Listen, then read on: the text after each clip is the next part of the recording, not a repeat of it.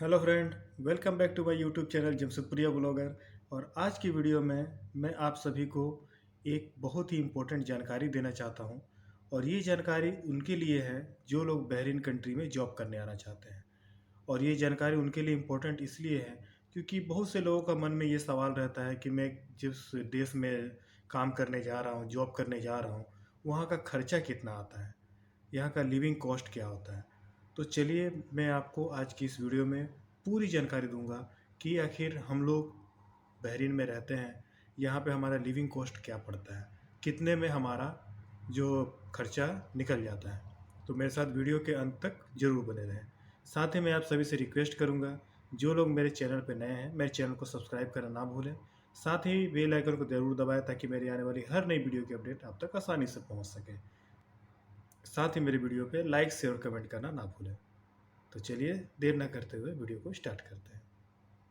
तो दोस्तों, मैं आपको बता दूं, यहाँ पर सबसे पहले अगर आप यहाँ आएंगे, अगर कंपनी आपको वीज़ा प्रोवाइड करती है, किसी भी कंपनी को अगर आपको वीज़ा प्रोवाइड करती है, तो वीज़ा प्रोवाइड करने के बाद भी कुछ कंपनियाँ ऐसे होते हैं जो अकोमोडेशन नहीं देते हैं, यानी कि आपको रूम प्रोवाइड नहीं करती है। वो कहते हैं कि आप जो है कुछ दिन तक का व्यवस्था वो कंपनी कर देती है और बोलती है कि आप जो है हमसे पैसा ले लो और आप खुद अपना रूम ले लो। और या फिर बहुत से लोग ऐसे होते हैं जिन्हें कंपनी रूम देती है लेकिन कंपनी का अकोमोडेशन उन्हें जो है पसंद नहीं होता। वो चाहते हैं कि वो अपने हिसाब से वो अपना रूम रखें। तो यहाँ पर 3 लोग 4 लोग मिल करके आराम से आप एक रूम को, एक फ्लैट को ले सकते हैं। तो यहाँ पर जो फ्लैट होगा, अगर आप एक रूम का फ्लैट लेते हैं तो आपको 80 से 100 दिनार के बीच में, बहुत ही अच्छा रूम लेंगे तो आप 100 दिनार के आसपास, 100 बीडी आपको रूम का पड़ जाएगा। यानी एक रूम में बड़ा रूम रहेगा, एक रूम में आप 3 लोग 4 लोग आराम से रह सकते हैं। बाद में आपका गैस का 1 से 2 दिनार, ज़्यादा से ज़्यादा आप कितना भी खाना बनाएंगे तो 1 दिनार महीने का जाएगा आपका गैस का। सिर्फ ओनली 1 बीडी गैस का चार्ज पड़ेगा आपको। उसके बाद इलेक्ट्रिसिटी, ये सारा कुछ मिला करके आपको ज़्यादा से ज़्यादा 110 दिनार, 120 दिनार जाएगा। यानी 120 आप मान लीजिए, 120 दिनार आपका जाएगा। और अगर आप लोग 4 लोग रह रहे हैं तो आपका 30 दिनार करके पर हेड आएगा, यानी 30 दिनार एक आदमी को, 30 बीडी पर आदमी को आपको देना पड़ेगा। तो इस तरह आप जो है अपने पर्सनल रूम में रह सकते हैं। ये तो खैर रूम का हुआ। खाने का बात हुआ। खाने का देखिए, यहाँ पर अगर आप खाने का एक नॉर्मल खाना, अगर वेजिटेरियन खाना खाते हैं या नॉन वेजिटेरियन खाते हैं, कोई भी खाना आप खाते हैं, तो आपको कम से कम चाहिए तो यहाँ पर 22 से 25 दिनार आपको खाना का जो कॉस्ट है, 25 दिनार मान लीजिए आपको 25 बीडी यहाँ पे खाने का, यानी 25 बीडी आपको खाने का कॉस्ट लग जाएगा। ये खाने का हो गया। उसके बाद से आपका यहाँ पे मोबाइल खर्च आएगा। मोबाइल यहाँ पर कंपनी है, 3 कंपनी है। एक है एसटीसी, एक है वेटेल्को, एक है जैन।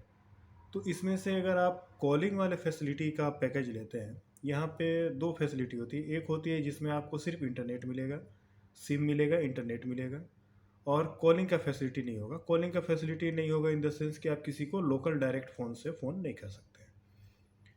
लेकिन जो इंटरनेट फैसिलिटी होगा उसमें आपको इंटरनेट की एमबी मिलेगी। इसमें आप किसी को व्हाट्सअप कॉल कर सकते हैं, आईमो कॉल कर सकते हैं, मैसेंजर कर सकते हैं, यानी सोशल मीडिया के जरिए आप उसे कांटेक्ट कर सकते हैं।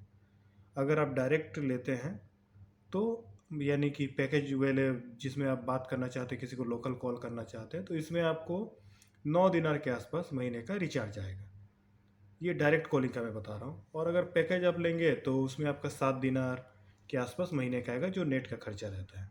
यानी ऑलमोस्ट मान लीजिए आपका 9 दिनार के आसपास मोबाइल का खर्चा हो गया। 9 दिनार वो हो गया मोबाइल का, या 9 बीडी मोबाइल का खर्च हो गया। खाने का आपका 25 बीडी हो गया। रूम रेंट 30 बीडी हो गया।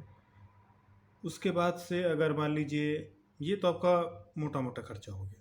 इसके बाद में आपका कोई खर्चा ऐसा नहीं होता। हाँ, अगर कहीं आप घूमने फिरने का शौकीन है, आपके ऊपर है आपका पॉकेट खर्चा कैसा है। तो पॉकेट खर्चा के लिए मान लीजिए ज़्यादा से ज़्यादा 20 दिनार आप अपने पास मान लीजिए, 20 दिनार अपने पास रख लीजिए। यानी कि आपको टोटल 45 दिनार उधर हो गया। मोबाइल का 9 दिन, 45 बीडी और 9 बीडी मोबाइल का, और आपका 30 बीडी, यानी कि आपका ऑलमोस्ट देखा जाए तो 90 95 BD आपका पर हेड आपका कॉस्ट पड़ जाएगा, अगर आप एक आदमी यहाँ पर रहते हैं तो।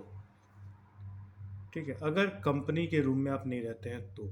अगर आप पर्सनल रूम में रहते हैं तो ये खर्चा आएगा। अगर आप कंपनी के अकोमोडेशन में रहते हैं तो आपका रूम रेंट वगैरह ये सब ख़त्म हो जाएगा। ठीक है, रूम रेंट आपको नहीं देना पड़ेगा।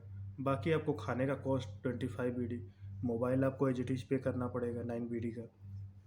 बाद में आपका जो पॉकेट खर्चा है 20 BD, 10 BD, जिसके जैसा है।